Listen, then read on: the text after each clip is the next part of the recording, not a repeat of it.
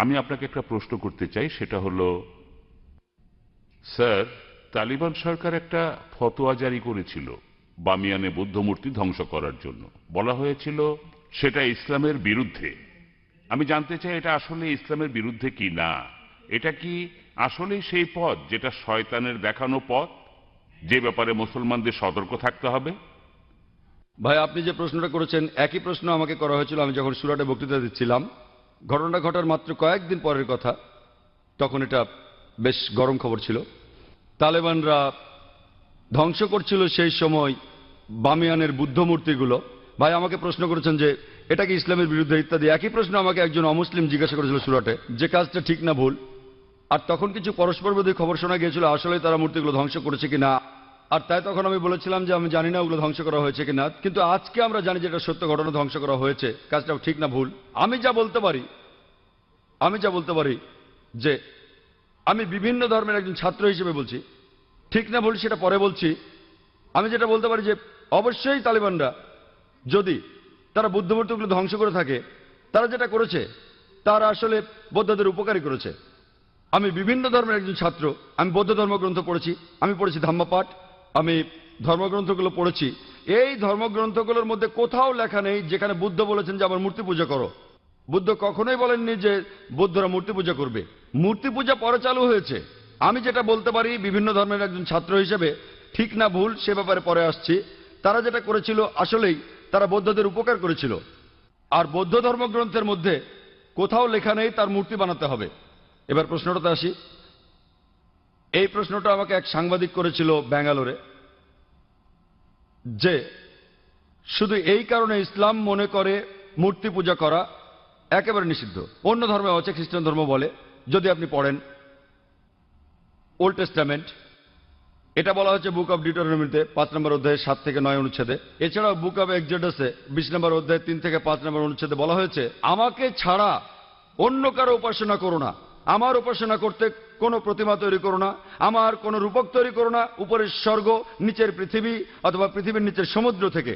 তাদের সামনে নতজানু হয়েও না, তাদের সেবা করো না, কারণ আমি ঈশ্বর সৃষ্টিকর্তা খুব ঈর্ষাপরায়ণ। তাই খ্রিস্টান ধর্ম অনুসারে, ইহুদি ধর্ম মতে মূর্তি তৈরি করে তাকে ঈশ্বর বলা একেবারে নিষিদ্ধ, একইভাবে নিষিদ্ধ ইসলামেও। তো আমি যখন উত্তর বললাম তারা বৌদ্ধদের উপকার করলো, তখন প্রশ্ন করেছিল যে মূর্তি ভেঙে এই তালেবানরা তারা কি দুঃখ কষ্ট দেয়নি লক্ষ লক্ষ বৌদ্ধদের? আমি বলেছিলাম হ্যাঁ। তাহলে ইসলামকে অনুমতি দেয় লক্ষ লক্ষ বৌদ্ধদের দুঃখ কষ্ট দেওয়ার? আমি সেই সাংবাদিককে প্রশ্ন করেছিলাম কি করা যাবে যদি ইন্ডিয়ান সরকার ধরে ফেলে বেশ কিছু ড্রাগস, কোকেন, ব্রাউন সুগার, যার দাম 10 কোটি টাকা, প্রায় $1.5 মিলিয়ন দামের ড্রাগস ধরল, তারা কি করবে ইন্ডিয়ান সরকার? সেই সাংবাদিক বললেন যে ইন্ডিয়ান সরকার সেটা পুড়িয়ে ফেলবে। আমি বললাম ভালো। তারপর বললাম আপনি কি জানেন এই পৃথিবীতে লক্ষ লক্ষ মানুষের কাছে ড্রাগস ঈশ্বর? তাহলে আপনি কি ইন্ডিয়ান সরকারের সাথে একমত হবেন না, তাদের বিপক্ষে যাবেন যে তারা ধ্বংস করেছে লক্ষ লক্ষ মাদক সেবীদের ঈশ্বরকে? কারণ ইন্ডিয়ান সরকার মনে করে যে ড্রাগস ক্ষতি করে শরীরের জন্য, তারা যা করছে ঠিক করছে, যদিও সেটা কষ্ট দিচ্ছে লক্ষ লক্ষ ড্রাগ অ্যাডিক্টেডদের, কিন্তু এটা ঠিক না জেনেই তারা পুড়িয়ে ফেলছে। আপনি সেখানে গিয়ে ইন্ডিয়ান সরকারকে বলতে পারেন না যে কেন ড্রাগস পড়াচ্ছেন, অ্যাডিক্টেডদের খারাপ লাগবে। তাই একইভাবে আফগানিস্তান, সেখানকার সরকার, এটা তাদের সম্পত্তি, ওই মূর্তিগুলো তাদের সম্পত্তি। যদি তারা এই কাজ করতো অন্য কোনো দেশে তাহলে আপত্তি জানাতে পারতেন। তারা তাদের দেশে এটা করেছে, এটা তাদের সম্পত্তি, তাদের পছন্দ হলে তারা রাখবে, ইচ্ছে হলে ধ্বংস করে ফেলবে। আমরা আপত্তি জানানোর কে? আমরা কে? আর এছাড়াও যদি আপনি দেখেন যে লোকজন নিজেদের মধ্যে বলাবলি করছে যে ইন্ডিয়ান সরকার খুবই সহনশীল।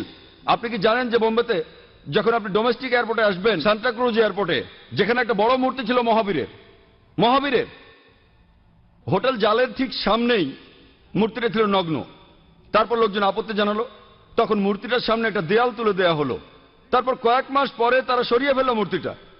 এই একই লোকগুলি যারা আপত্তি জানালো মূর্তির ব্যাপারে, সেই লোকগুলো নিন্দা জানাচ্ছে আফগানিস্তানকে। কেন?